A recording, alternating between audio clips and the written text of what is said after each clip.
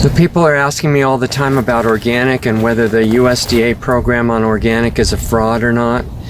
And especially farmer friends of mine have said the organic program from USDA is not real because big farmers have special deals with some of the corrupt agents, and they have like one row of organic stuff that can be tested because it's unsprayed, and everything behind it is all poison and everything. And I don't know about that. I haven't been at those inspections, but it's true that any system can be corrupted. There's no system of running things that's going to work and can't be ruined if the people are, you know, interested in tearing it up from the inside. And it's also true that the USDA in general is a big supporter of chemical fertilizer and chemical pesticides and even GMOs, probably one of the biggest supporters and promoters on the planet. And at the top, they certainly know that those things are harmful, and they support them anyway, so that eliminates their credibility. Plus the idea of a coexistence, which I've heard from USDA, between chemical farming and organic farming is obviously ridiculous. It's like it's like saying there should be freedom for coexistence of somebody smoking cigarettes sitting in the chair right next to somebody who wants to breathe clean air, and they're both free to do what they want. I think you should be totally free to smoke cigarettes, of course, or pretty much take any drug you want to, but not if it's going to impact somebody else and they can't get away.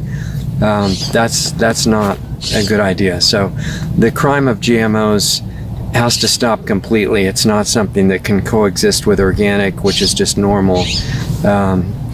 For the biosphere and the humans in it, like us, to survive, you can't have GMOs anywhere. In fact, you can't have these toxic pesticides anywhere, and the main apparent reason for those is they've never really been needed. It's a complete hoax.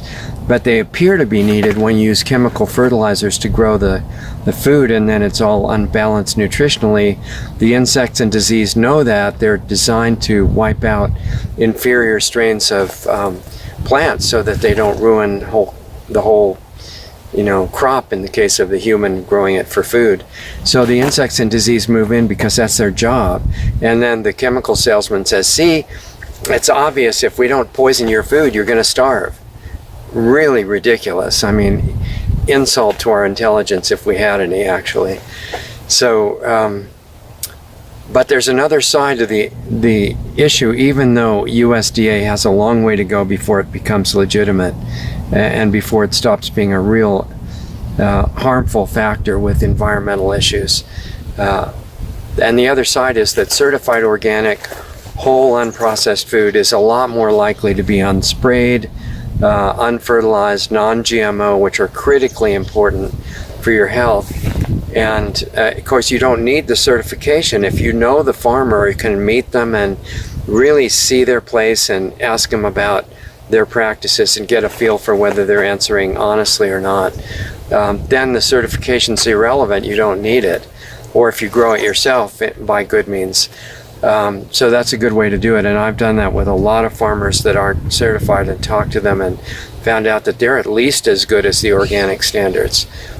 Same thing with raw milk. You have to talk to them about what they feed the animals and how they're treated and whether they're out in the sun, in nature and stuff like that. But the organic standard for certification has to go much farther than it is now. It can't keep slipping, allowing things into it. I mean, hopefully there's a lot that they won't allow, like nanotech and things like that. But the other thing is, who knows what federal agencies or state agencies are really doing. What they say is not necessarily in line with what they actually do. But even if it is, organic has to go much farther and rediscover principles like the use of rock dust, for example, which would radically help the nutritional quality of all the crops grown and other kinds of plants and trees. And also laws against drift, the stupid coexistence idea, where if you're spraying chemicals and poison on your crops and it drifts over onto another farm, especially one that's trying to be organic, that should be complete accountability. And it's just like the companies selling drugs and vaccines shouldn't escape accountability. The same with farmers using poison. If they're poisoning everybody's air and water and it's going off their property, which it always will, then they should be accountable to such a degree that they're going to have to learn how to be real farmers again and stop all the toxic garbage. It was never necessary anyway if you really know what you're doing. But overall, is it worth buying organic? I would say, and avoiding so-called conventional. Yeah, I think it's absolutely essential.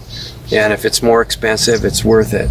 Because, and I hear this from people even with a lot of money, organic is too expensive. You know, it's like, I don't know, X% more than the poison food. And when you see a sign that says conventional produce in Whole Foods or somewhere like that, understand in your mind that's not conventional, that's poisoned. Buying it is not brilliant. We need to not give any business to the sellers of conventional food because they should be growing organic or better. And your purchases will give them the incentive to stop poisoning if they don't care about it on their own. So why does any of this even matter, you know, about for you personally, if you're not involved in farming or gardening and things like that? Well, it matters because what gives you health is not getting a certain diagnosis and eating a toxic chemical that they call medicine. That's not how to get healthy, or getting injections of poisons into your body to supposedly make you immune from diseases. The fact that any of us fall for that is totally amazing. It's fake science. And the real science involves putting everything into your body that is in harmony with nature and it's good for you. And so you have to learn about how food is grown. In this kind of environment, with all the corruption and lying and poisoning going on all around us, you either suffer the consequences and not know what's going on and believe it's from germs or genetics when your body breaks down, or you take the time to learn and you just going through the result, even though it's in the future maybe for you now and you don't know about it yet. Even if you're a really young person, you're not going to like the result of ignorance of these things. So take the time to educate yourself. If the educational system is all fake, do what you have to with that, but you're responsible for your own real education. So start getting it like right now, and don't buy non-organic food. Move towards supporting, even in farmers markets, for example, where there's some really good stuff. Just the fact that it's in a farmer's market does not make it healthy for you at all. Just like the fact that it's in a natural food store doesn't mean it's not totally poison. So do your homework, learn about these things. You don't get the body in good shape by eating poison food, and you need your body in good shape. You need your brain functioning really sharp and quickly, accurately and clear, and that depends on what you eat, what you drink, staying away from drugs, no matter how highly they're recommended for fun or for medicine or for over-the-counter or whatever. Learn to not need drugs, learn to not need poison. Do the best you can in the environment that we have. And then when you've got your health taken care of and you no longer have to worry about hoaxes like normal aging and susceptibility to infectious disease, which goes away when you clean out your body and make it strong, get that stuff done so you can start your real work. That's what's waiting. So do the basic homework on your own or with a friend, or if you want the support of other people doing the same thing, do it at Planetary Healing Club. LostArtsRadio.com/club if you want the help there. And also that's a safe forum for us to talk about stuff that you're dealing with personally, not as medical advice, because I'm not a medical doctor and don't want to get into that. And I don't believe in that whole paradigm of understanding anyway. We're trading real information that a lot of doctors have died for in the outside world, and we've got a private format to do that. That's what the club is for. But if you want to do it on your own, that's what I did. Do it however works for you, and just get the information. Do the work to educate yourself.